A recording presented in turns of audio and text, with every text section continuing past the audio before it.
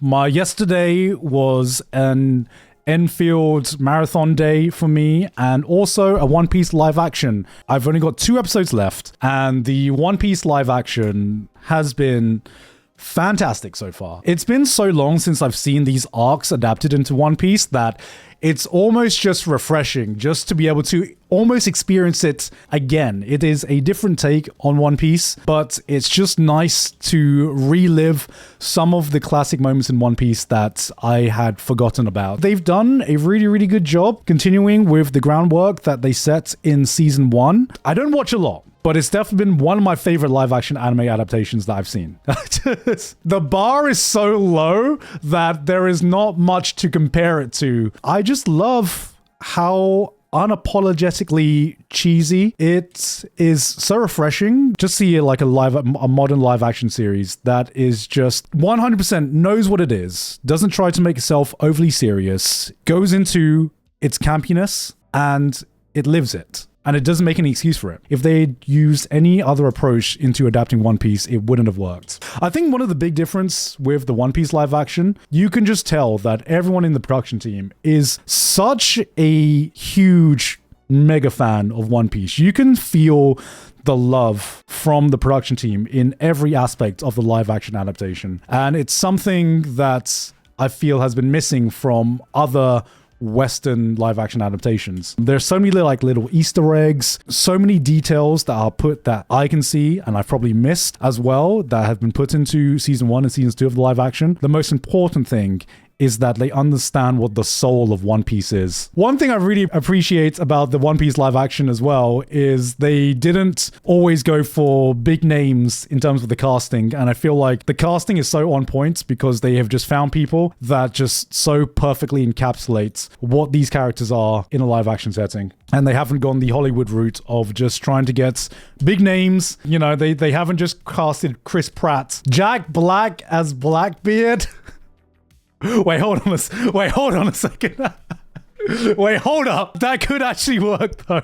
You were joking, but maybe you were somewhat cooking. As much as I'm enjoying the One Piece live action, I view it more as just a nice little addition. You know, I'm not out there hoping for more live action adaptations. The one thing that I do have to give credit to and just admit is that even though anime has gotten so much more popular in this new day and age, having a live action adaptation does increase its reach. I got a text from my cousin who watched the original One Piece, and he's watching the new One Piece season 2. He is as normie as you can get, and I've tried to get him to watch anime before, and he's attempted to watch anime, but it just hasn't grabbed him in the same way. And somehow he really, really, really loves the One Piece live action. You know, I think of people like him, this live action adaptation of One Piece, opening up the gates to people like him to at least know more about and be open to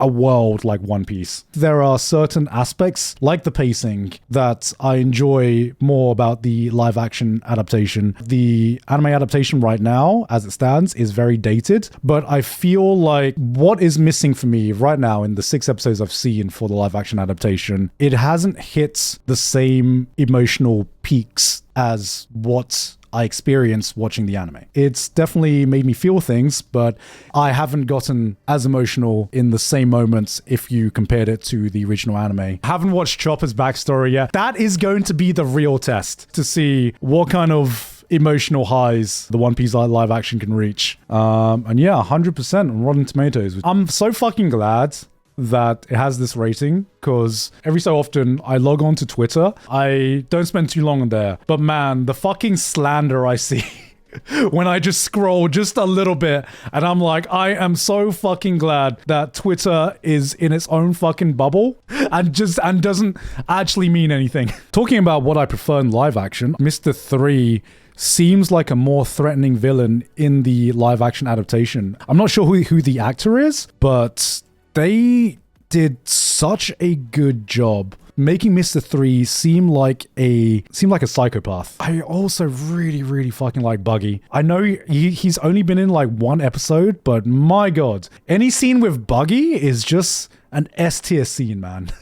He's just got that perfect balance of being a clown, actually being funny, still having that subtle craziness to him as well. He was one of my favorite characters in season 1, and he continues in just that single episode in season 2 as well. Vivi I've been impressed with as well. Vivi, there were some scenes where she got to show her emotional range, and I was really impressed with that. Out of like the main cast, Nami has this subtlety to her emotional range that I don't see as much in the other cast members. Out of like all the main cast members, I think my favorite is probably Nami. Oh, Usopp got a lot of great character moments in season 2 as well. I'm so glad that Usopp got some moments to shine in this season. There's no one that's bad at all. I just think some characters this season has had more of a spotlight and an opportunity to shine than other characters. The Brook moment was surprising because I didn't expect him to show up so early, but I actually got emotional during his scene. That was one of the times I did actually genuinely start getting emotional. That scene was really, really well done. The CGI is a mix. There are some moments where the CGI is definitely good. I haven't gotten to the Chopper's arc yet. That's going to be the real test. It is one of those shows where I don't really care about the quality of the CGI too much, no matter how good the production is and no matter how much money you throw at it. There is just some parts of it that is going to look stupid and dumb and ridiculous because on paper, it is goddamn ridiculous. The important thing is, because of the show's vibe and because of how unapologetic it is with how ridiculous it is, it doesn't break the immersion for me because you see some janky looking CGI when like Luffy like stretches his hand, and it's no more immersion breaking than having a guy who can make wax and has a 3 on top of his head. If none of the previous stuff was immersion breaking, then bad CG is just no more ridiculous than all of the other stuff going on in the show. Warning, spoilers. One thing that I did get surprised by is how brutal some of the action is.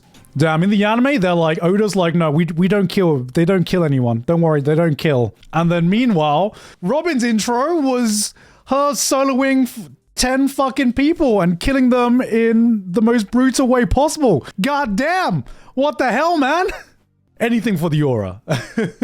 Yeah, that is my opinion of One Piece so far. I'm very, very excited for the last 2 episodes, and it's going to have to do a lot to ruin season 2 for me, because right now it's been fantastic, and I don't think they're going to drop the ball. But yeah, once I watch the final 2 episodes, I think the real test is going to see how emotional that arc makes me. And I'm very, very excited for Alabasta in season 3 as well. And I'm glad that Alabasta is going to have an entire season to itself. Please support your small indie streamer, guys. I'm